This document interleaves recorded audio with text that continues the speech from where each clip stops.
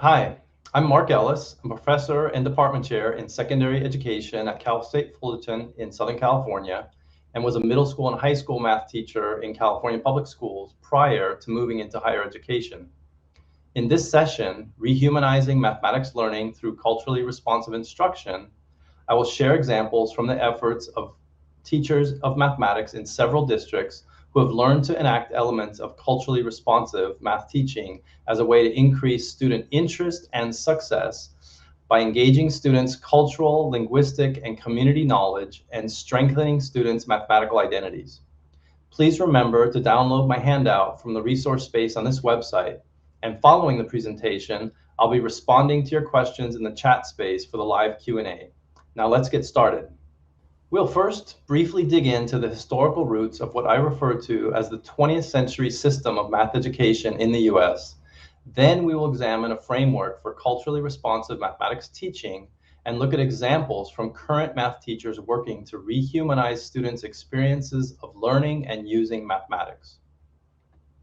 The work of Dr. Paul Battleton in driving systemic improvement in healthcare is quite applicable to thinking about practices of schooling as not accidental or incidental, but systemic.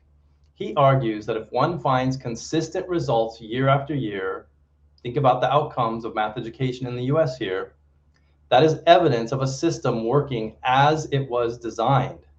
And if we want to get different results, then we must change the beliefs and the actions driving that system. Let's look at some examples of what I mean. Examining 8th grade math teaching in 7 countries in the late 90s, researchers found that US teachers employed a unique system of teaching that reinforced attention to lower level mathematics skills. They said, quote, the US was the only country in which no lessons contained instances of developing a mathematical justification or generalizing from individual cases. During the 2016-17 school year, the New Teacher Project observed nearly 1,000 math and English lessons and collected work samples from nearly 4,000 students in 5 diverse school systems throughout the country to learn more about their academic experiences. What they found was unsettling. Classrooms full of students who were earning A's and B's, most of whom completed the work that was asked of them, but whose academic goals were slipping further from reality each day, not because they couldn't master the challenging material, but because they were rarely given the chance to try.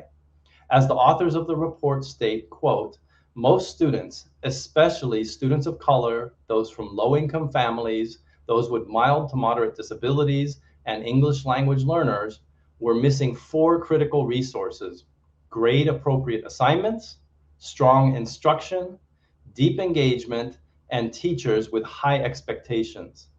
Students spent more than 500 hours per school year on assignments that weren't appropriate for their grade and with instruction that didn't ask enough of them, end quote. And you might not be surprised to know that the problem is worse when we factor in students' race. As depicted on this slide, almost 4 out of every 10 classrooms that were majority students of color experienced no grade level assignments. This happened in only 1 out of 10 classrooms that were majority white students. Finally, in their 2011 chapter, The Best Education for Some, Race and Schooling in the United States Today, Lewis and Mano described what they found from a comprehensive review of research from the past 20 years about US schooling practices and outcomes. Virtually every study shows poor and minority students disproportionately placed in the bottom groups or lower tracks. In racially mixed schools, Black and Latino students are underrepresented in high tracks and overrepresented in low and vocational tracks. And in addition, predominantly minority schools have fewer high track classes and are more likely to have less rigorous courses and less qualified teachers. Remember that quote about needing to change the system if you want to change the results? Rather than saying our system of math education is failing, we should actually recognize that it is in fact working very effectively for what it was designed to do: deny access to meaningful, rigorous mathematics learning for marginalized segments of the population. And my contention is that we must understand how this came to be in order to make systemic rather than superficial changes. So let's take a look at some of the history. How was this system of math education created? What are its origins? For that, we need to look to the early 1900s. This is when public schooling was rapidly expanding.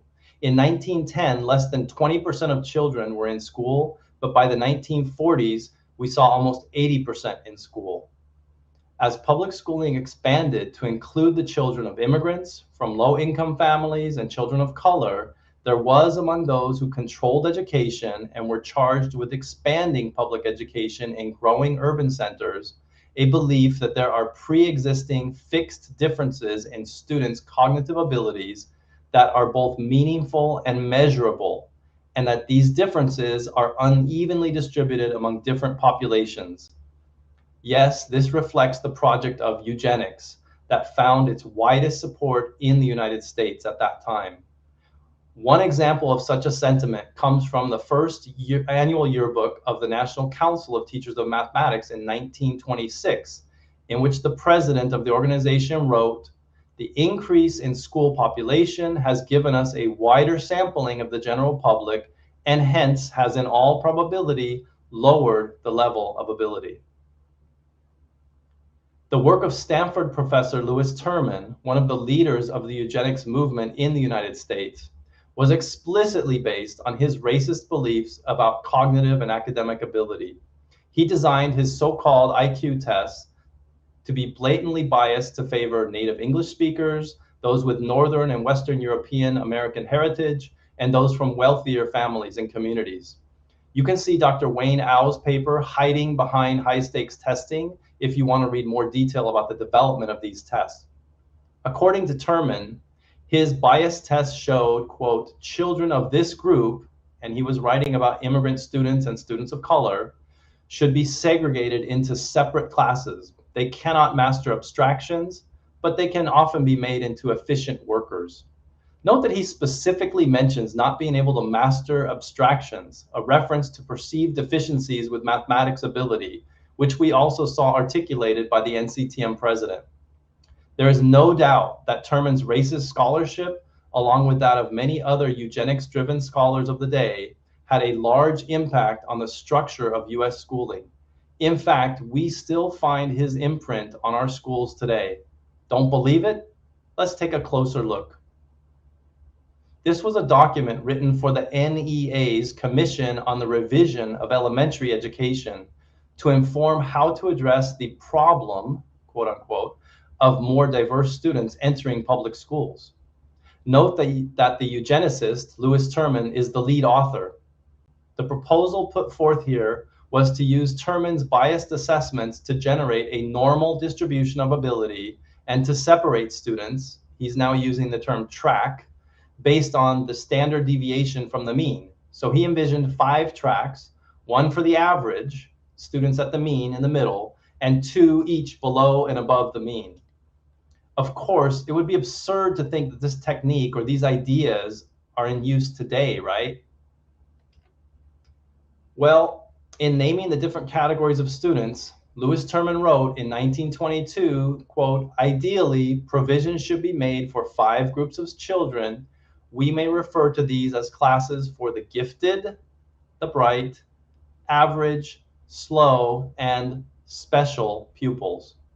Now in 2023, we certainly don't use that terminology, do we? Well, in fact, in most places we do. And since it was designed to privilege native English speakers, economically better off white children, it should come as no surprise that the inequities we find in educational outcomes today mirror the biases of the early 20th century. Again, if we are to expect different outcomes from mathematics education, we must adopt and act upon a different set of beliefs than those that informed its foundation in the early 20th century. Fortunately, there is a growing body of 21st century research conducted from a less biased perspective and by a more diverse collection of scholars that has started to identify 3 big ideas that must inform our work as math educators. First, Student success with mathematics is primarily due to opportunities to learn meaningful mathematics, experiences with mathematics in and out of school, and the effort invested to make sense of mathematics, and not due solely to innate intelligence. Second, all students think mathematically, though not all the same, and it's up to us as educators to learn how to access, understand, and advance students' ways of mathematical reasoning. And third, effective mathematics teaching cultivates the mathematics abilities of all students and includes attention to students' identities. Now, I'd like to share with you the story of Nora, a pseudonym, that comes from the research of Dr. Maureen Hogan and her observations in an Alaska Native Yupik community. Coming into 6th grade, Nora was a shy student. She had little confidence in math, a subject she found confusing and hard to relate to. However, as Dr. Hogan describes, Nora's 6th grade math teacher, a woman who had grown up in a similar community, created a learning environment in which collaboration, communication, and justification were central to the goal of having students take ownership of mathematical ideas that came from their thinking. Students regularly shared their ideas, listened to the ideas of peers, and with their teacher's guidance, used these to make sense of math concepts and relationships. This way of learning resonated with the students' familiar ways of interacting that valued collaboration. The teacher supplemented the standard curriculum materials with tasks that were designed to connect key math concepts, relationships, and skills with local cultural practices and ways of thinking.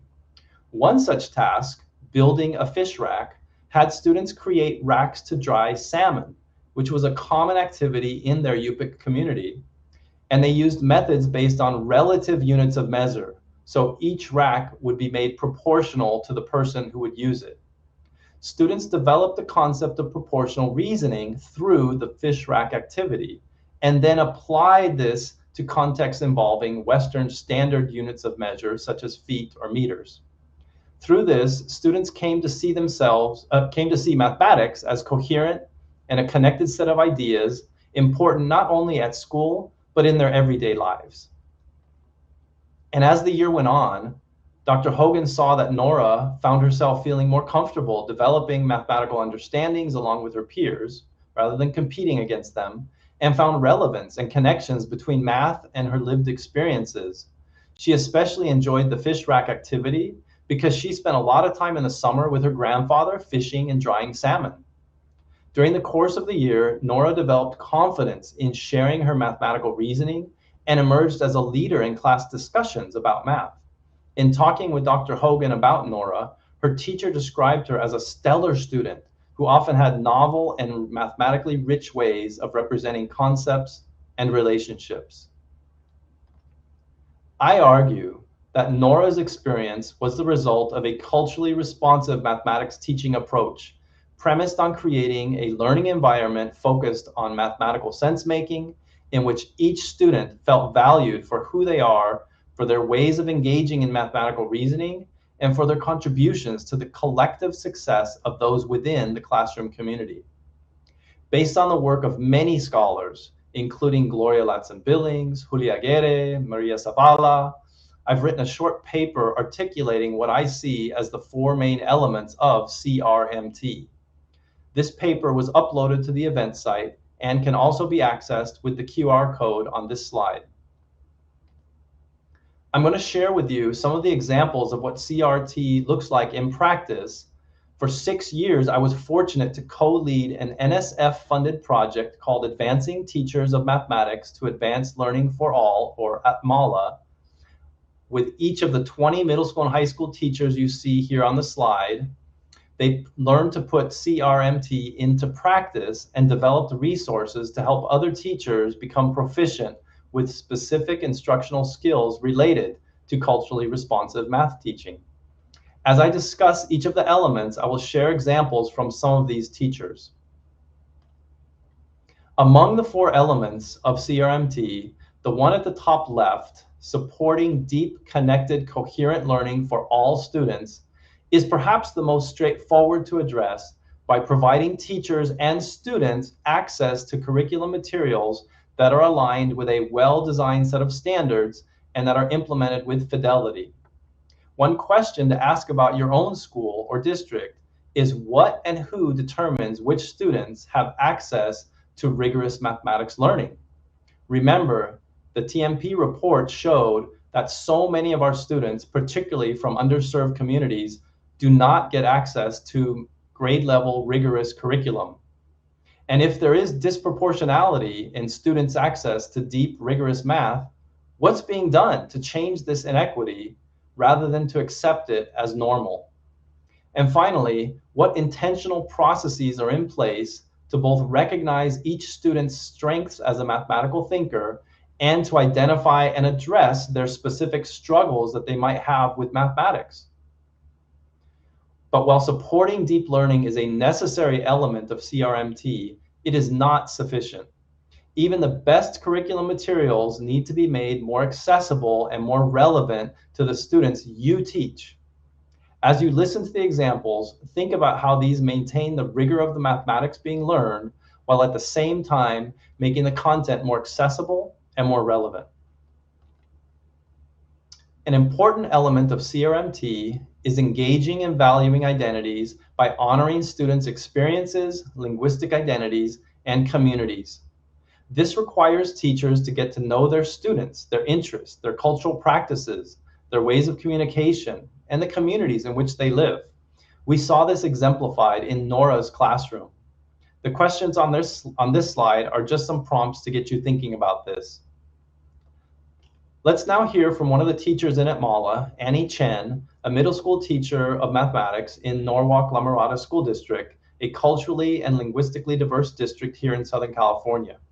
As you listen, think about how Ms. Chen's actions might help to value students' identities in math and engage families in their children's learning of mathematics. As part of my involvement with Atmala, I engaged in an activity just before the school year started where I had to examine my own identity. I had discussions with my family about my Taiwanese heritage and thought about what people and cultural practices influenced how I approached my work as an educator. I was able to see that the struggles my family faced coming to America could be very relatable to many of my students' stories, as many of them are immigrants as well. Or I had parents fill out a survey where they had to write about their feelings about math and also if and how they used it in their daily lives or at work. One parent noted that his daughter would need a lot of support because they only know the Korean way of doing math. I told the student that I would love to hear more about that and that I appreciate multiple ways of learning. Several weeks later, she proudly came to me to share that her parents were impressed that she was teaching and explaining strategies to them, while the parents were more used to rote memorization and not really understanding the why behind the mathematics. So you hear Ms. Chen building bridges to the students and to the families through her activities there. Here's another teacher, Susana Mesa, who works in the Anaheim Union High School District. She was having her students begin to grapple with making sense of proportional reasoning. And in her curriculum materials, there was the classic orange juice mixing problem. Maybe you've seen something like it. I put one on the slide here from Connected Mathematics Curriculum, since that's what I taught with when I taught middle school back in the day. It's a great problem, but Ms. Mesa, she felt that it could be made more relevant for her students, who are mostly Latinx students, if she changed the context. So while at first glance, the change she made might look superficial, changing orange juice to horchata, might seem like swapping one name for another to appear more diverse. But for Ms. Mesa, she selected horchata very intentionally because she knew that for her students, most of whom had parents or grandparents from Mexico or Central America, horchata was something familiar and for which each family often had their own spin on the recipe. She knew this would bring instant engagement. After excitedly working on the problem in class, students were asked to go home and talk with a relative or neighbor about their recipe for horchata and bring something back to share. This was an authentic way to draw on the funds of knowledge of students' families and communities. With the multitude of examples students brought to class of horchata recipes the next day, Ms. Mesa was able to drop in problems using student-contributed examples throughout the proportional reasoning unit. The authenticity of the context not only led to greater student engagement, but offered them more access for students to make sense of proportional reasoning, starting as they did with a familiar context, much like the salmon rack activity from Nora's classroom. The third dimension of CRMT is sharing authority, building inclusive, collaborative norms and routines. What we must do more of, and I know so many of you are already engaged in doing, is being intentional with teaching students routines for productive engagement with mathematical thinking and reasoning and with the ideas of their peers. This includes the teacher's role shifting from a giver of knowledge to a facilitator of students' learning, allowing students greater autonomy and authority in their learning of mathematics. And I see that word inside of authority, the word author, just like in writing, the more they write, the better they get. So we want students to have the chance to be authors of mathematics. It should be mentioned that the unique way of teaching math in the US that the TIMSS video study identified and the new teacher project observations revealed, in which no lessons involved students making connections and content was often below grade level. This is the result of an overuse and a misuse of teacher-directed instruction that denies students the opportunity to engage in reasoning and sense-making. The visual you see on this slide by Laura Wheeler does a fantastic job showing the results of research conducted by Peter Lehedal and Darian Allen with a class of 29 students, in which they found that subjecting students to teacher lecture and worked examples prior to students engaging in mathematical thinking for themselves led over half of the students to engage in mindless mimicking of what the teacher did. Another 20% of students engaged in behaviors characterized as faking, making it look like they're working on the problem, or stalling, just using strategies to intentionally avoid doing the work. Only about 20% of students were actually engaged in reasoning. I would argue this is a direct result of students feeling a lack of authority in their learning of mathematics.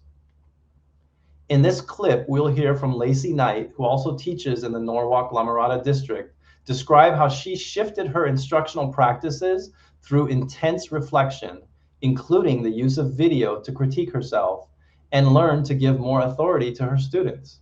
The result was a much richer engagement and deeper learning.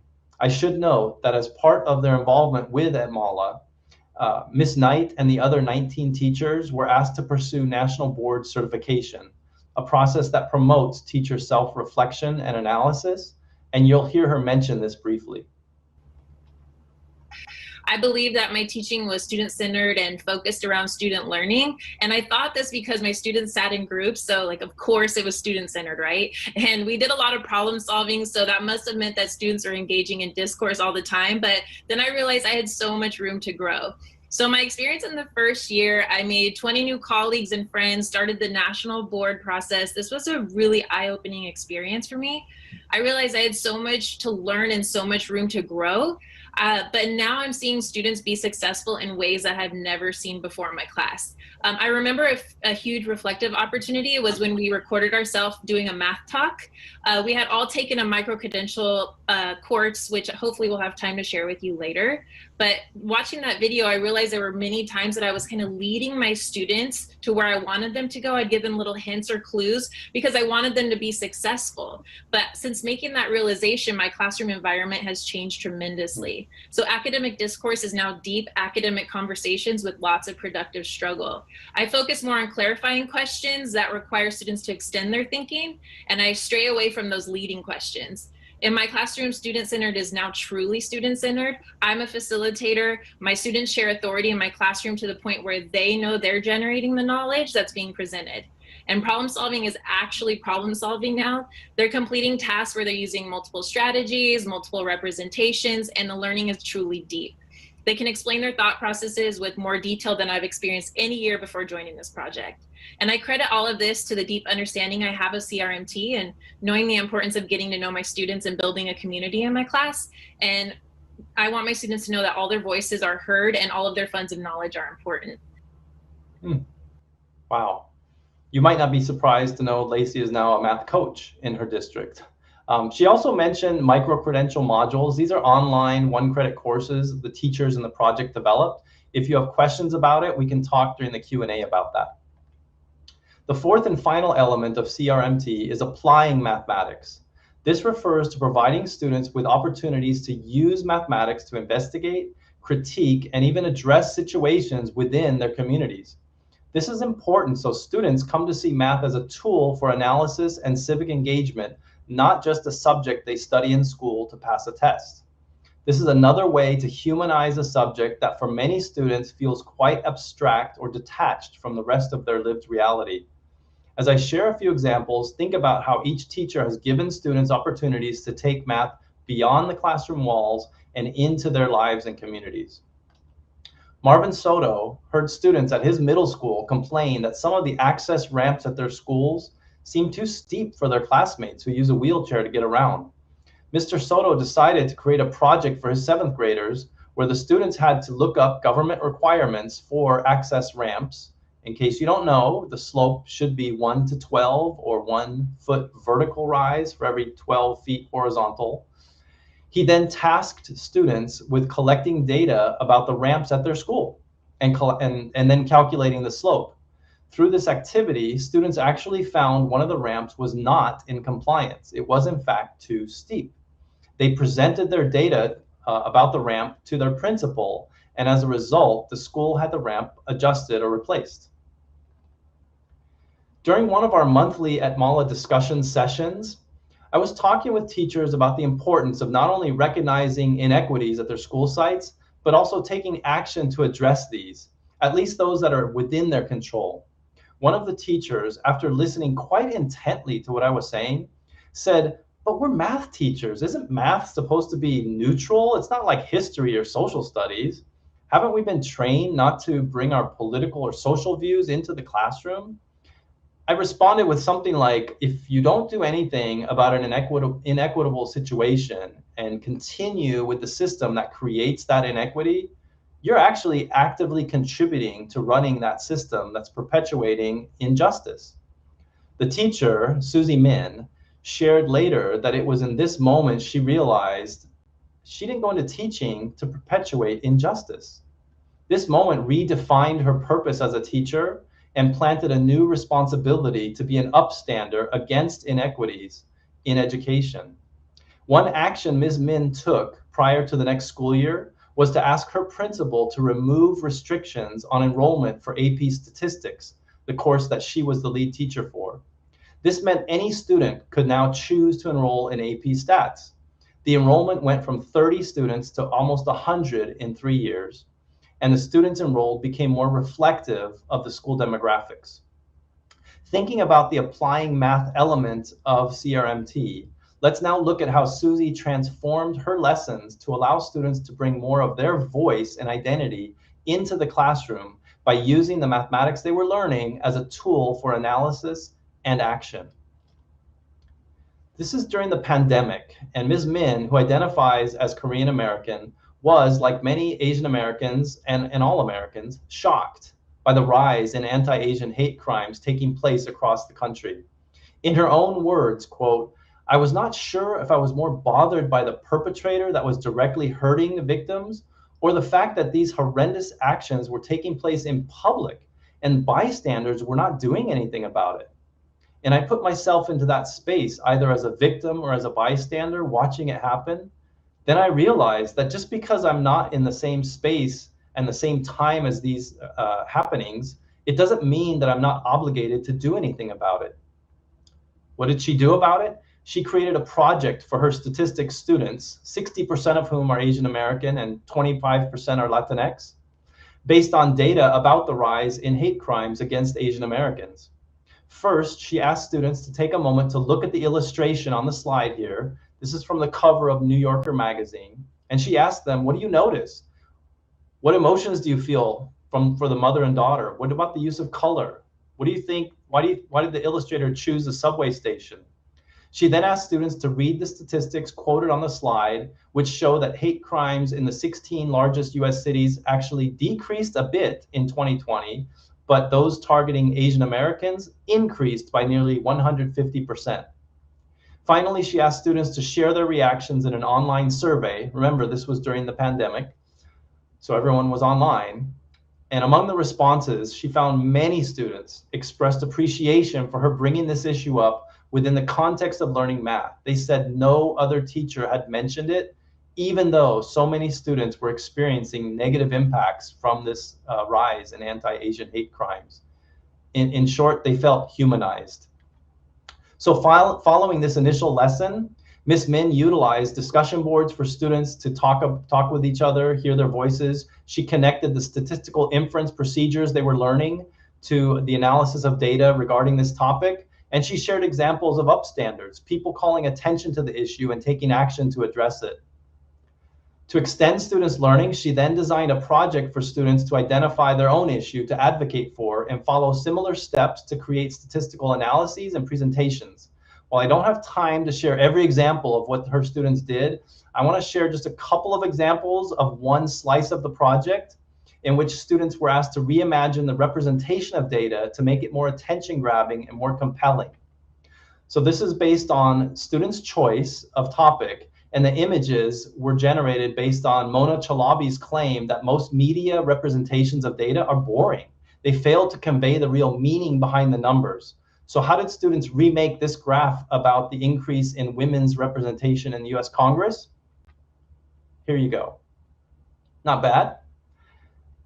Another group of students chose the example of studying US incarceration rates by race. Again, a very boring graph that we see in front of us. How did they remake it?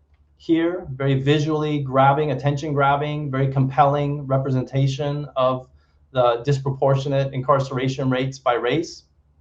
One of her students, reflecting at the end of the year, wrote the following on the slide: not only have you made math fun and enjoyable, you gave me a new way to use math, and you gave me every chance to use my voice and my passions. It's rare that teachers do this, and that's been my favorite part of the year.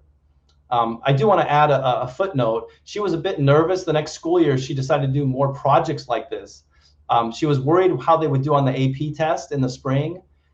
Actually, it ended up being the first year all of her students got passing scores on the AP exam.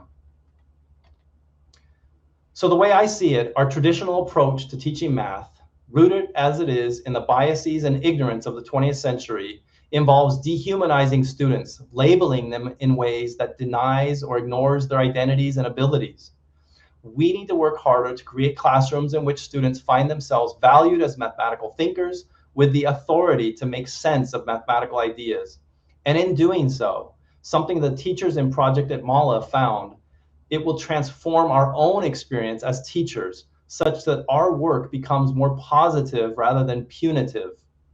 I appreciate you taking time to engage with these ideas, and thank you for your efforts to create culturally responsive mathematics classrooms that will reimagine the system of mathematics education into one that's more equitable for every student. Thank you. I appreciate those who joined and those who might be watching this later. I did make a tiny URL with a link to the slides that I've put here in the chat.